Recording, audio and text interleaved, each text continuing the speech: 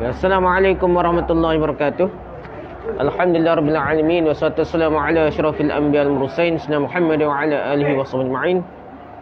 Rabbi shrah li sadri wa yassir li amri wa hlul 'uqdatam min lisani yafqahu qawli, amma ba'd. Kita sambung balik kitab kita Maqalah Asri, teguran suci dan jujur terhadap umat mengenai hadis oleh Maulana Muhammad Asri Yusof. Kita dalam bahagian pertama lagi, iaitu kedudukan hadis sebagai rujukan kedua dalam Islam. Kita bincang sebelum ni, Rasulullah SAW menggalakkan para sahabat menulis sejak zaman Nabi lagi, bukanlah zaman sahabat. Bukan zaman Nabi lagi, Nabi telah galakkan orang-orang tertentu, beberapa orang sahabat tertentu untuk mencatat dan merekodkan hadis dah. Oleh sebab galakan-galakan dan dorongan-dorongan daripada Rasulullah SAW yang memberangsangkan, membangkitkan semangat para sahabat. Ramailah para sahabat radhiyallahu mencatat banyak buku. Catat banyak buku yang mengumpulkan hadis-hadis Rasulullah SAW yang sudah dikumpulkan oleh para sahabat Rasulullah SAW sendiri. Banyaklah buku dah. Bukan zaman lepas tu, zaman sahabat lagi. Banyak dah. Zaman Rasulullah lagi, sahabat ramai dah catat dah, rekod, buat buku dah. Antara yang catatkan di sini adalah pertama, As-Sahifah As-Sadiqah. As-Sahifah As-Sadiqah, sebuah buku hadis yang dinamakan As-Sahifah As-Sadiqah. Suhuf lah, yang betul dah, yang sudah dikumpulkan oleh para sahabat Rasulullah SAW adalah Abdullah bin Amr Al-As. Abdullah bin Amr Al-As, nama dia As-Sahifah As-Sadiqah. Dikatakan dalamnya terkumpul 1000 hadis Rasulullah SAW. Banyak juga ada 1000 hadis dikumpul dah. Naskah catatan beliau ini terpelihara dengan baik dalam keluarga sahabat Rasulullah SAW itu, generasi demi generasi. Sambung menyambung, dia je pergi dah. Itu Abdullah bin Amr Al-As. Yang kedua, Sahifah Ali radhiyallahu. Berhubung dengan Sahifah Ali radhiyallahu ini ada disebutkan oleh Bukhari, Abu Daud dan lain, di mana Sayyidina Ali radhiyallahu berkata, tidak ada sesuatu yang kami tulis daripada Nabi Muhammad SAW selain daripada Al-Quran atau perkara terdapat dalam Sahifah ini. Sahifah Ali lah, dari buku Ali lah. Dalam Sahifah ini hadis-hadis berkenaan dengan zakat, diat, pembebasan orang-orang tawanan, batas-batas tanah haram Madinah, larangan kepada menghubungkan diri kepada bukan ayah, larangan bukan ayah dia lah, ayah sebenarnya, dan keturunan sendiri, bukan ayah dan keturunan sendiri, keburukan mungkin janji, dan celaan terhadap menghapuskan tanda-tanda batas hak milik tanah dan lain-lain lagi. Itu perkara-perkara hukum yang ada dalam Sahifah Ali radhiyallahu, buku Ali radhiyallahu. Yang ketiga dah, buku hadis karangan Ammar bin Hazam. Ammar bin Hazam sudah dihantar oleh Rasulullah SAW sebagai gubernur ke Yaman. Nabi Muhammad SAW memberitakan arahan bertulis kepadanya yang mengandungi hukum hakam dan panduan-panduan yang lain. Ammar bin Hazam bukan sekadar menyimpan sebaik-baiknya surat-surat itu, malah beliau sudah berusaha mendapatkan 21 arahan bertulis daripada Nabi Muhammad SAW. Ada 21 arahan bertulis daripada Nabi Muhammad SAW yang dikirimkan kepada orang-orang Yahudi, Bani Adiyah, Bani Urad, Tamim Ad-Dari, kabilah Juhainah, Juzaim, Tayyi dan Saqif. Itu kabilah-kabilah Yahudi lah. Bani Adiyah, Bani Urad, Tamim Ad-Dari, kabilah Juhainah, Juzaim, Tayyi dan Saqif. Kemudian beliau mengumpulkan semua itu dalam sebuah kitab. Bukan banyak, bukan Yahudi saja ni, banyak orang-orang kafir lain lah dah. Yahudi pun ambil ayat atas juga, Nabi atas Bani Adiyah pun atas, Bani Urad pun atas, Tamim Ad-Dari pun atas, kabilah Juhainah pun atas, Juzaim, Tayyi dan Saqif. Jadi ni keturunan orang Arab lah. Nabi atas surat ni. Jadi dia satu arah bertulis. Dan satu arah bertulis tu disipir dah. Ni Ammar bin Hazam. Kemudian beliau mengumpulkan semua itu dalam sebuah kitab yang kemudiannya dianggap sebagai dokumen politik kerajaan Rasulullah SAW yang dulu kali dikumpulkan. Jadi dikumpul dalam sebuah kitab ni, Ammar bin Hazam ni. Yang keempat, Sahifah Jabir bin Abdullah. Sahifah Jabir bin Abdullah. Dalam Sahih Muslim ada satu riwayat yang menyebutkan bahawa Jabir bin Abdullah pernah menyusun satu risalah yang mengumpulkan hadis-hadis Rasulullah SAW pada satu musim haji. So musim haji tu dia kumpul hadis-hadis Nabi. Dalam At-Tarikhul Kabir karangan Imam Bukhari ada menyebutkan bahawa Qatadah seorang tabi'in yang terkenal selalu berkata, lebih lagi saya ingat Sahifah Jabir daripada surah Al-Baqarah. Dah. Sahifah Jabir ni buku yang dikumpulkan oleh Jabir bin Abdullah, hadis-hadis Nabi dikumpulkan oleh Jabir bin Abdullah. Dia ingat tu lagi, kuat ingat sebabnya selalu tengoklah, selalu hafal, selalu tengok daripada surah Al-Baqarah pun ingat dia kuat lagi. Jadi hadis ni lama dikumpulkan lagi zaman sahabat. Yang kelima, risalah Samurah bin Jundub. Samurah bin Jundub seorang sahabat Rasulullah SAW, sudah mengumpulkan banyak hadis-hadis dalam satu risalah, yang kemudian diwarisi oleh anaknya Sulaiman. Sulaiman ni anak kepada Samurah bin Jundub. Samurah bin Jundub ni banyak hadis, buat satu risalah, satu buku lah.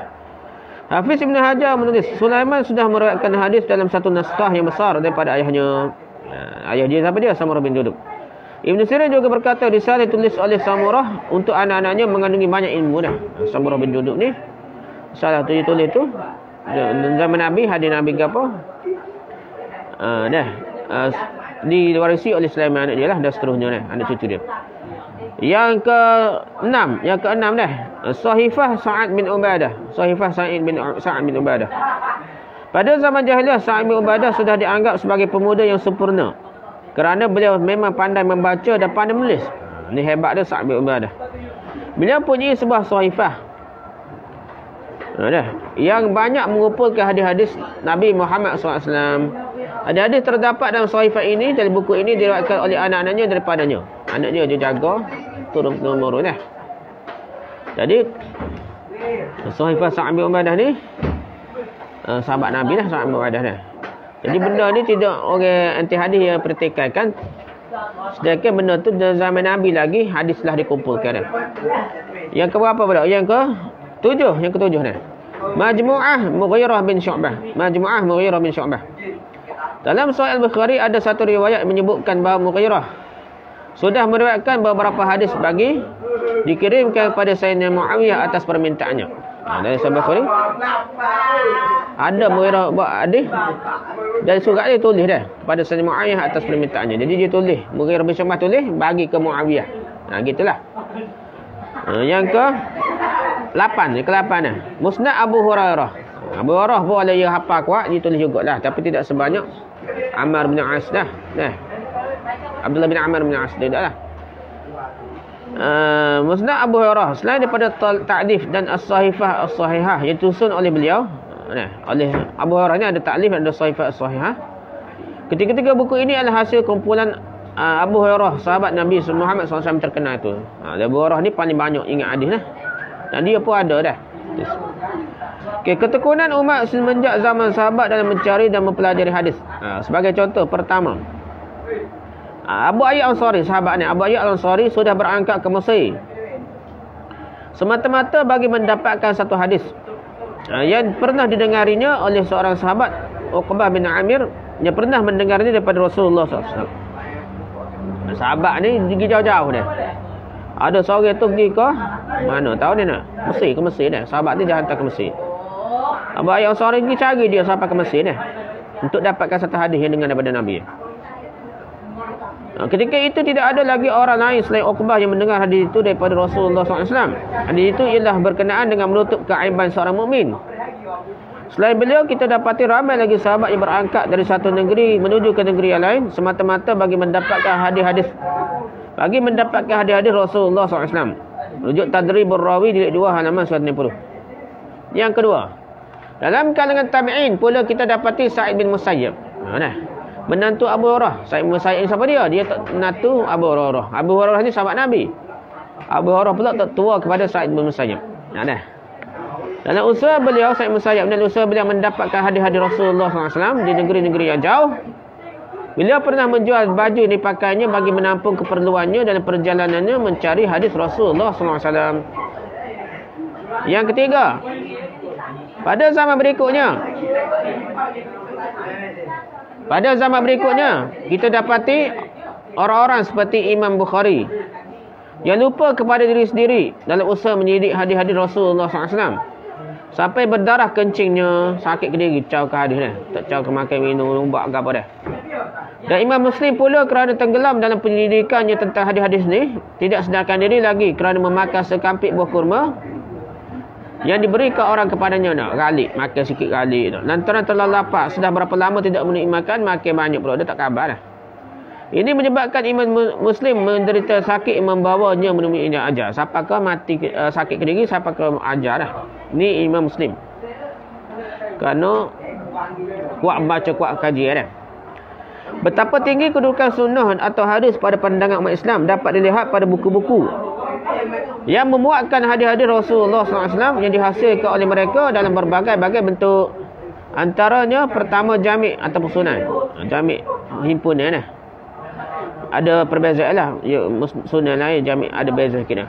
Lepas tu musnad. Ini berdasarkan sanad lah. Lepas tu ma'ajim. Lepas tu masyikhat. Lepas tu arba'inat. Yang kelima, keenamnya ar-rasail. Yang ketujuh mustadrak. Yang ke-8 mustakhraj.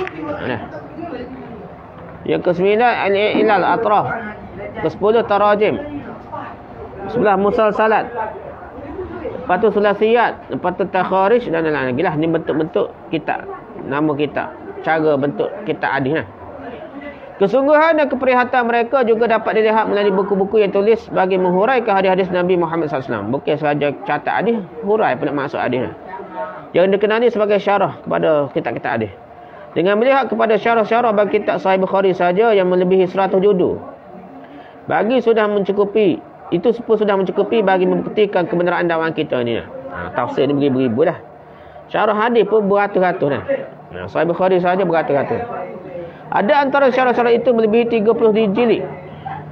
Banyak yang sudah sempurna dan banyak pula yang tidak sempat disempurnakan oleh penulisnya. Ini boleh lagi diambil kira syarah-syarah tulis oleh ulama Islam terhadap kitab-kitab hadis yang lain. Sama ada tersebar dengan meluas atau tidak meluas dalam kalangan umat.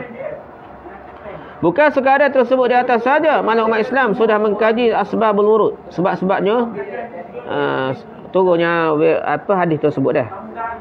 Dan latar belakang bagi setiap hadis yang terima. Sebenarnya dengan menyedari pengertian-pengertian hadis, mereka mahu menghayatinya dan mengamalkannya dalam segenap bidang kehidupan. Studi terhadap segala tutur kata dan tingkah laku Nabi Muhammad SAW. Di samping rupa paras dan peribadi baginda SAW, menerusi hadis-hadis menjadikan seolah-olah Nabi Muhammad SAW dan situasi pada zaman baginda SAW berada di hadapan mata mereka sendiri. Macam kita tengok TV ya. Kerana detailnya sahabat-sahabat usaha menampaikan hadis. Pendek kata, tidak ada seorang pun selain Rasulullah SAW yang begitu menarik perhatian manusia, terutama pengikut Nabi lah. Justru segala pertuturan dan segala tindak tanduknya dihafal, dicatat, dikaji dan dicontohi oleh orang yang kemudian. Itu semua dilakukan atas dorongan kasih sayang dan perasaan tak setia yang tidak ada tolak bandingnya dalam sejarah manusia. Kasih sayang dan ketaatan yang sampai ke peringkat ini tidak mungkin digambarkan kecuali sebagai mukjizat saja. Pelik doa ni lah. Okay, antara punca kekeliruan tentang hadis. Orang keliru, orang tolak hadis, orang rasa bercanggah hadis, orang keliru dia. Anggapan bahawa hadis bukan wahyu, hanya Al-Quran sahaja yang turunkan daripada Allah Ta'ala sebagai wahyu ya. Anggapan tersebut. Urayanya, dalam perbincangan yang lalu diharapkan sudah menyelesaikan keliruan ini. Anggapan bahawa hukum hakam yang pernah diterangkan oleh Rasulullah SAW dahulu adalah khusus bagi zaman itu saja. Hukum-hukum itu boleh diubah sesuai mengikut kehendak masa lah. Artinya hadis Rasulullah SAW memang hujah, tetapi hanya pada zaman baginda SAW saja. Hukum bukan untuk zaman kita lah. Tu kata-kata orang tolak hadis secara tersirat ni, secara tersembunyi. Ia akan dibahaskan pada perbahasan lepas ni lah. Okey, bantahan terhadap kekeliruan itu dah. Anggap hadis ni zaman Nabi je pakai, zaman kemudian tak boleh pakai dah. Istimbak sendiri. Kita menganggap pengajaran Rasulullah SAW hanya khusus pada zaman permulaan Islam saja. Anggap mereka tu dah. Bermakna perlantikan Rasulullah SAW sebagai Nabi tidak umum sampai kiamat. Kalau begitu kan dah. Sedangkan ayat Al-Quran yang berikut menolak tanggapan seperti ini lah. Jadi Al-Quran itu tolak dah. Dia kata nak terima Quran, pokok anti hadis ni. Dia kata Nabi aja zaman dia saja. Tapi tengok dalam Quran suruh pakai Nabi sampai kiamat. Suruh taat Nabi sampai kiamat. Macam mana ni nak? Pertama Allah Ta'ala firman, ya ayyuhallazina amanu ati'u Allah wa ati'u Rasul wa ulil amri minkum. Ta'alah kamu kepada Allah dan ta'alah kamu kepada Rasul dan pemimpin kamu. Surah An-Nisa ayat 59. Yang kedua, firman Allah SWT, qul ya ayyuhan nasu inni rasulullah ilaikum jami'a. Katakanlah wahai manusia, sesungguhnya aku adalah Rasulullah kepada kamu. Surah Al-A'raf ayat 158. Yang ketiga, firman Allah Ta'ala lagi, wa ma arsalnaka illa kaffatan lin-nasi basyira wa nadhira. Tidaklah kami utuskan engkau melainkan kepada semua manusia sebagai pembawa berita gembira dan sebagai pemberi peringatan. Surah Sabah ayat 28. Dari segi logiknya pula, adakah memahami Al-Quran kita memerlukan guru ataupun tidak? Kalau kita baca buku gapa pula, tak perlu telaki baca-baca saja kah? Kita perlukan guru baru kita faham molek. Tambah-tambahlah Al-Quran ni tak? Jika jawabnya tak perlu guru, maka kenapa diutuskan Rasul? Kenapa hadis Rasulullah SAW mesti diikuti pada zaman baginda SAW saja? Atau jika jawapan iyalah, perlu Rasul dah, perlu guru dah, maka bagaimana kita tidak akan memerlukan pada pengajaran Rasulullah SAW? Al-Quran tu ada benda tak jelas ke apa, nak supaya macam mana? Mana mungkin para sahabat memerlukan pada guru Al-Quran, sedangkan kita pula tidak. Padahal para sahabat radhiyallahu anhum itu mengerti bahasa Quran. Kita dah tak pandai bahasa Quran, bahasa Arab. Tiba-tiba kata tak belah hadis pelik lah tu dah. Karut tu lah. Mereka juga menyaksikan tempat-tempat turun ayat Quran. Sahabat-sahabat tengok sebabul nuzul Quran dah. Sebab-sebab turun Quran. Dan sebab-sebabnya turun ayat Quran tersebut. Mereka juga golongan yang mula-mula ditujukan kitab Allah. Walaupun begitu, mereka memerlukan pada guru, memerlukan pada Rasul, mengajar dah, Nabi ajar. Okey, pertama, ada juga orang yang menganggap memanglah tutur kata dan perbuatan Nabi Muhammad SAW menjadi hujah. Tetapi oleh kerana ia sampai pada kita tidak melalui saluran-saluran yang meyakinkan, dialah tak yakin dah. Kita tak mengaji dah. Ia hanya berada pada peringkat zonni sahaja yang tidak boleh jadikan sandaran, sangkaan kuat saja dah. Ini adalah berdasarkan larangan daripada Al-Quran sendiri yang melarang kita mengikuti zon, sangkaan Tapi ini sangkaan lain, bukan kuat. Okey, bantahan. Hadis-hadis sudah sampai kepada kita melalui perawi-perawi yang diketahui sebagai orang-orang benar dan kepercayaan. Adakah kita akan teragak-agak bagi menerima hadis tersebut? Padahal sejarah yang langsung tidak ada sanak pun, tidak punya sanak sejarah-sejarah ni dah. Sejarah Islam pun kurang sanak dah. Sejarah lain lagi lah tak ada sanak langsung dah. Sejarah Melayu ke sejarah putih ke tak ada sanak pun dah. Boleh pula diterima oleh mereka, tak ada sanak pun dah. Bahkan mereka memberikan ruang yang istimewa kepada sejarah itu dengan mengadakan jabatan khusus mengenainya dah. Jabatan sejarah. Universiti ke apa, ada jabatan sejarah. Sejarah-sejarah yang ada di sini, walau bagaimanapun tinggi kedudukannya, tidak dapat menyamai selemah-lemah hadis. Kerana sejarah mempunyai sandaran yang hidup, sedangkan hadis pula mempunyai sandaran dan saksi yang hidup.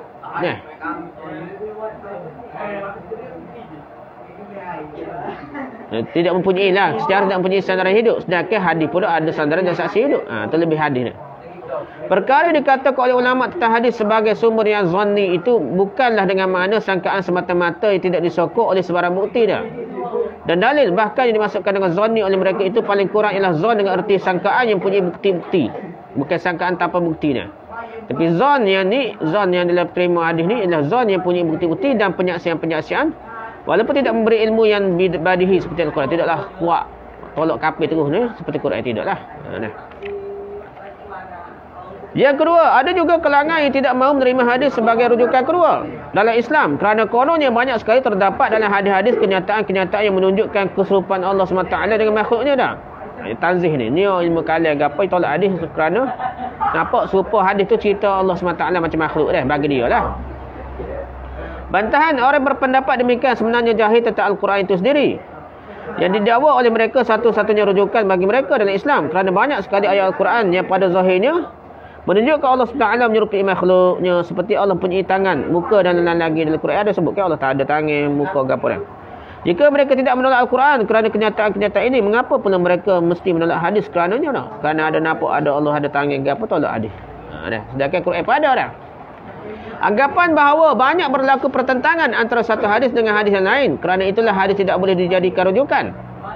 Hairan jika dengan alasan inilah mereka pertikaikan dan menolak hadis, maka semestinya mereka pertikaikan dan menolak Al-Quran juga, kerana dalam Al-Quran juga terdapat banyak ayat yang bertentangan pada zahirnya antara satu dengan yang lain. Padahal tak bertentangan pun nampak macam bertentangan. Jika begitu, bagaimanakah mereka boleh mendakwa Al-Quran sebagai rujukan mereka? Ada. Yang ketiga dah, banyak terdapat hadis-hadis yang diriwayatkan oleh orang yang ketika peristiwa yang diriwayatkan olehnya belum lagi memeluk Islam atau belum lagi lahir, tetapi ia menggambarkan seolah-olah ia ikut serta dalam peristiwa tersebut. Itu kata mereka lah, terutama Abu Hurairah lah. Contohnya ialah kekeliruan tentang hadis Zulyadain yang diriwayatkan oleh Abu Hurairah dengan katanya, Zulyadain ni awal lagi, Rasulullah SAW mendirikan sembahyang zuhur atau asar dengan kita, padahal Abu Hurairah memeluk Islam selepas syahidnya Zulyadain dalam peperangan Badar. Zulyadain ni awal lagi dah, mati perang Badar. Tapi Abu Hurairah riwayat seolah dia hidup sedang sempat hidup bersama dengan Zulyadain, ada bersama Zulyadain.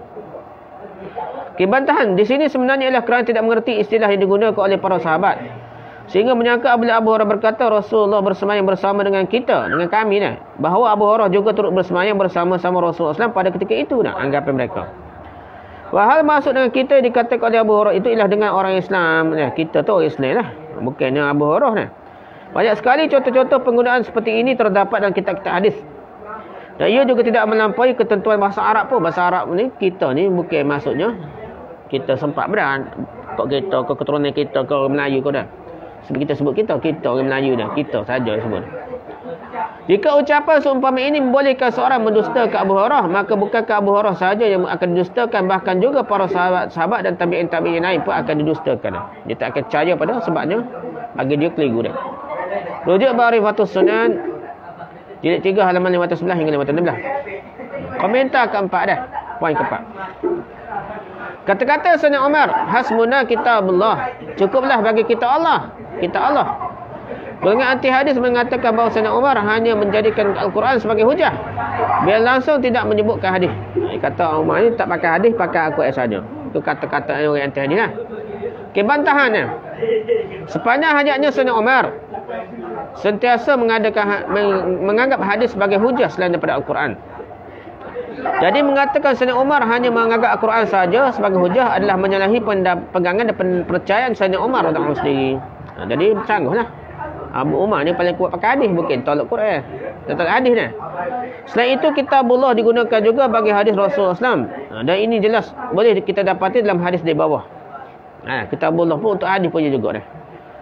Nabi kata apa? Kunna inda Nabi sallallahu alaihi wasallam faqama rajulun faqala anshuduka Allah illa qadaita bainana bi kitabillah faqama khasmuhu wa kana afqaha minhu faqala iqdi bainana bi kitabillah wa adhan li qala qala inni ibni kana asifan ala hadha fazana bi imra'atihi faftadaitu minhu bi ma'ati syatin wa khadimin thumma sa'altu rijalan min ahli al-ilmi فأخبروني أن على بن خالد 100 وتغريبا عام وعلى امرأته الرجم فقال النبي صلى الله عليه وسلم الذي نفسي بيده لأقضين بينكما بكتاب الله جل ذكره 100 شاة والخادم رد وعلى ابنك جلد 100 وتغريب عام وغدوا يا أنيس على امرأتي هذا فإن عرفت فرجمها فغدا عليها فاعترفت فرجمها.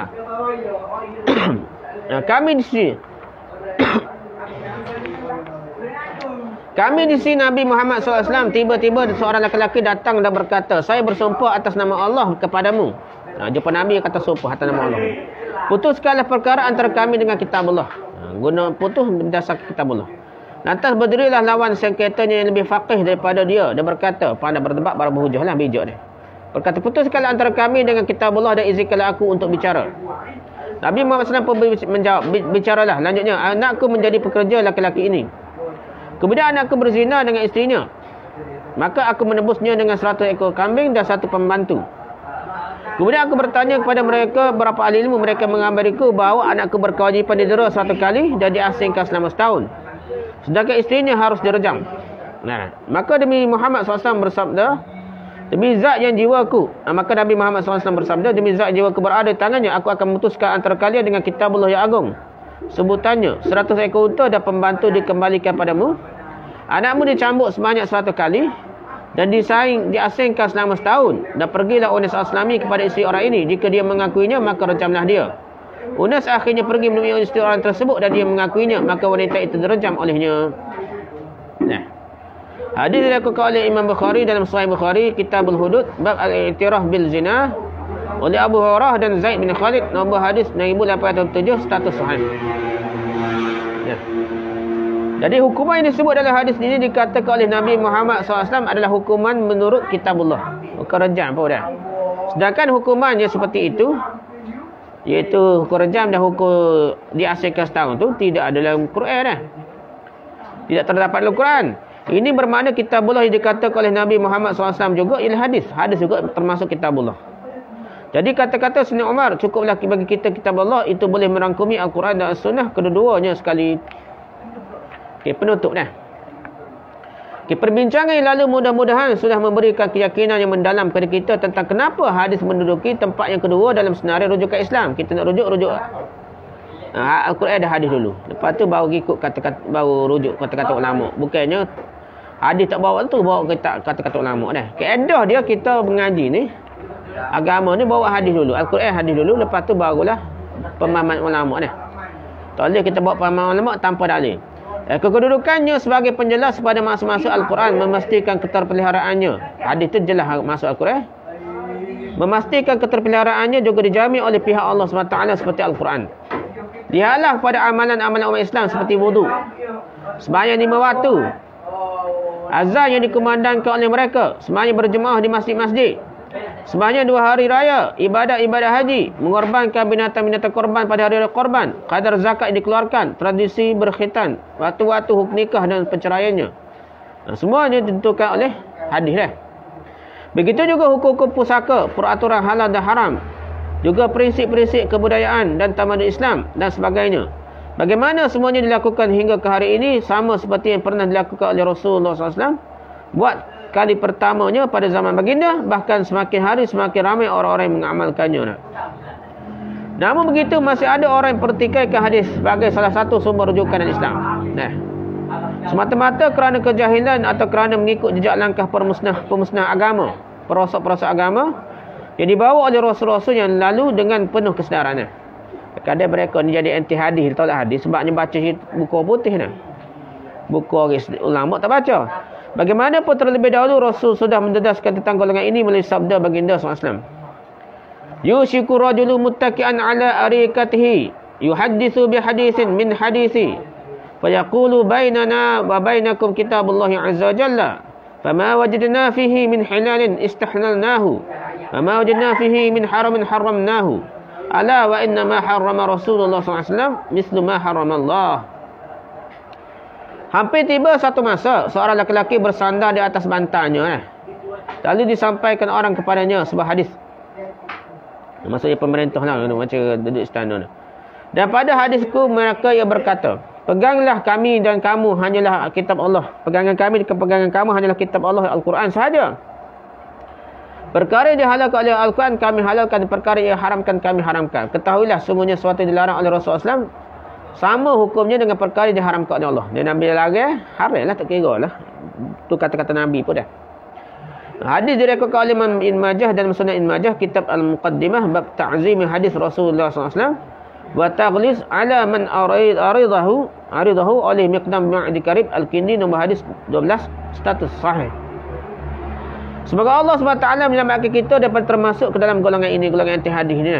Dan semoga kita termasuk dalam golongan orang berdoa kepadanya dengan berkata, Rabbana amanna bima anzalta wattaba'na ar-rasul faqtubna ma'as syahidin. Wahai Tuhan kami sudah beriman kepada segala yang sudah Engkau turunkan dan sudah kami ikuti Rasul. Oleh itu suratkanlah kami berserta orang yang menjadi saksi yang mengakui keesaanmu dan kebenaran Rasulmu. Surah Al-Imran ayat 53. Dah, dari sini kita beriman apa Quran turun dan termasuklah ikut Rasul. Dan sudah kami ikut Rasul. Amanna bima anzalta wattaba'na ar-rasul. Dan kami ikut Rasul juga, ikut hadis Nabi, ikut ajaran Nabi. Oleh itu suratkanlah kami berserta orang menjadi saksi. Wattaba'na ar-rasul faktubna ma'as syahidin. Jadi kita tulis, minta suruh Allah SWT pastikan ditulislah jasa kita ikut Rasul. Ikut kebenaran Rasul. Okay, habislah bahagian pertama, teguran suci dan jujur terhadap ulama mengenai hadis. Kita masuk bahagian kedua, pengajian hadis dan tuntutan masa kini. Pada sekat tu dah. Kita bahagian kedua, kita pertama habis, kita masuk bahagian kedua lepas ni. Wallahu a'lam. Subhanakallahumma hamdika subhanakallahumma hamdika subhanakallahumma hamdika asyhadu an la ilaha illa anta astaghfiruka wa atubu ilaik. Assalamualaikum warahmatullahi wabarakatuh.